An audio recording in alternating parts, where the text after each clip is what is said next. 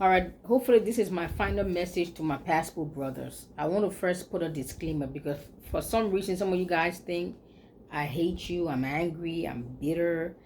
I don't hate you, I don't have anything against you. But if your motive to go back home to Africa is because you are fed up of the women in here in America, I have to question that, because that really is not a solution to the problem. Running away from the problem is not a solution.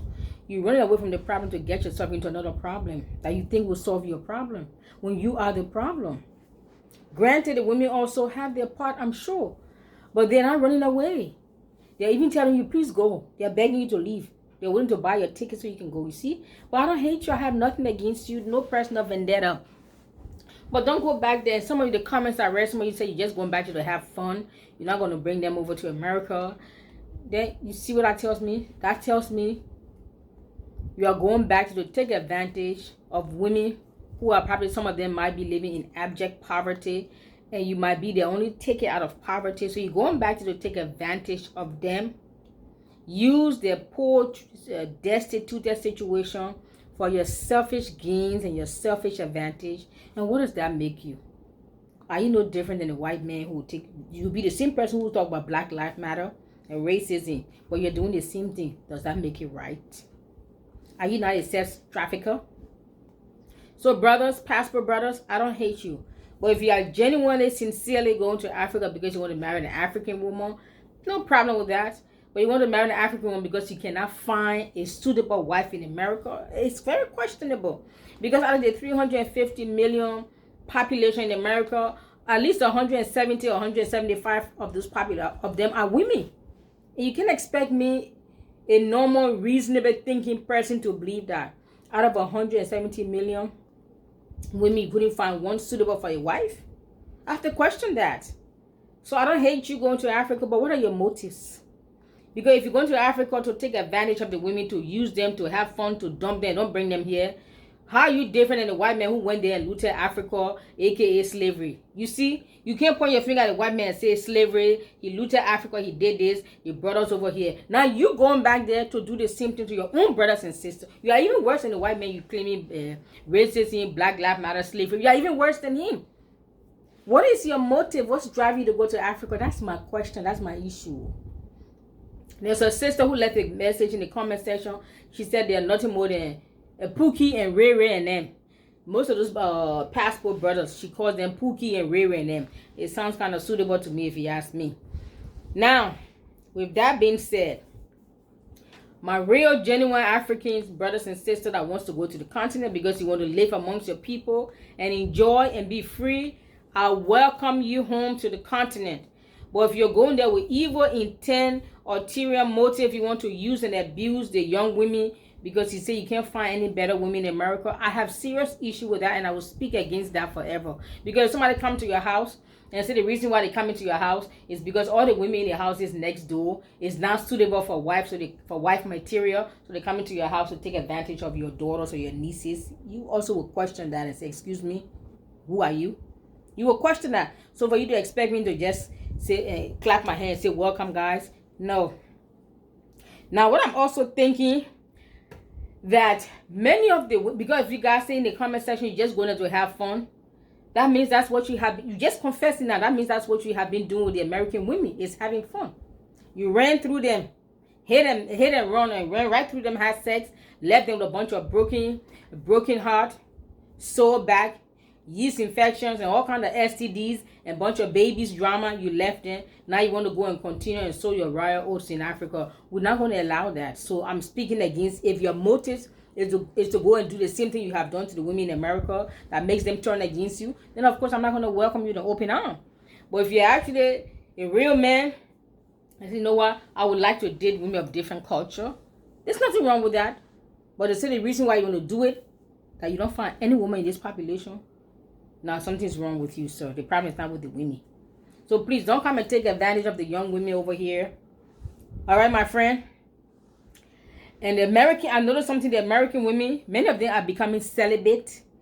Many of them are choosing to be single. They want to be single by choice because they are fed up and they are tired. And they are keeping themselves. And because they refuse to sleep with you now. You angry like a whining, cry little baby. You crying because you won't get your ways. You are mad now. They refuse to sleep with you. They refuse to put up. They don't want to have any more sex, and they keeping themselves until they find somebody worthy and decent. Then you get attitude, you upset, so you figure, let me go find women somewhere else. From what I've seen and heard on the social media, most of you guys are going to Dominican Republic and going to the south part of South America, the southern border, and according to them, you guys are sleeping with prostitutes. They see you, they know you. Read the comment section, one of my videos. The woman said she's Dominican and she know you guys. She see you guys. You only go to sleep with sex workers. Then you taking your diseases there and you bring it back. Listen, please don't take your demons and your diseases you have collected in America by sleeping with all these women, hate and mates and hate and run, and make your babies mama grandma, and then go to the Dominican, collect more demons, and then come to Africa. No, my friend, we got our own demons and diseases to fight with. So please don't bring any of your diseases and demons to us. And you're going to sleep all over this place with your passport stuff. You better get yourself checked up, because this is the time to be sleeping around with anyone. Even your spouses, you can't even trust your spouse who they messing about with. This is not the time to be sleeping without protecting yourself. Diseases are flying about left, right, and center. So all you young men, please do not allow your erection to give you direction in life. Time to grow up. The entire black race, Africa, America, Caribbean, UK, the entire black race, we need help. The entire black race. I didn't say black American or African. I said the entire black race. We need help. We need healing. Mental and emotional healing. We are broken and wounded people in our soul. Instead of us addressing the issue in our soul, we want to escape and run away from the problem as if that will solve it. You will find that problem smacking you right in the face, or you will get disgusted and come back. Or they're going to teach you a lesson somewhere and send you back packing with all your diseases and your demons and your trauma. But the black race, we have been traumatized from inception. And the kind of healing I'm talking about we need is not surface and shallow healing. We need healing at the molecular, cellular, DNA, atomic level. Atomic means the atoms, the molecules, the cells that make us up. We need to be healed at that level so deep. All this shallow healing is nice and it's okay. And it just put your demon to rest for a few days. After all, that demons will come right back up. But we need healing. Deep, emotional, physical, spiritual healing at the molecular, cellular, DNA, atomic level. That's what we need, healing. Not women blaming men, men blaming women. Finger pointing, blame shifting has never solved any problems in humanity and society, and it never will. But when we begin to individually take responsibility for our own actions, individually and corporately, we can find a solution. But you men, you are running away from the problems. If you say the black women are the problem, so where are you running off to? Are you not running into the arms of other black women in Africa? Are they not women? Okay, you say black women, you go to Hispanic women. They are still women. It's just the pigmentation of the skin that changed. The personality of most women across the board, no matter the culture, there's some basic foundational principle of women. Then you add small little cultural differences. But most of the women were pretty much almost the same across the cultural lines. Are you with me? So running away from the problem, men, it does not solve it. I know most of you praise your king, Kevin Samuels. I never knew him until his passing, and somebody sent me his video. I'm like, okay. Anyway, I think I've dragged this Passport Brothers issue around long enough. I'm even tired with it.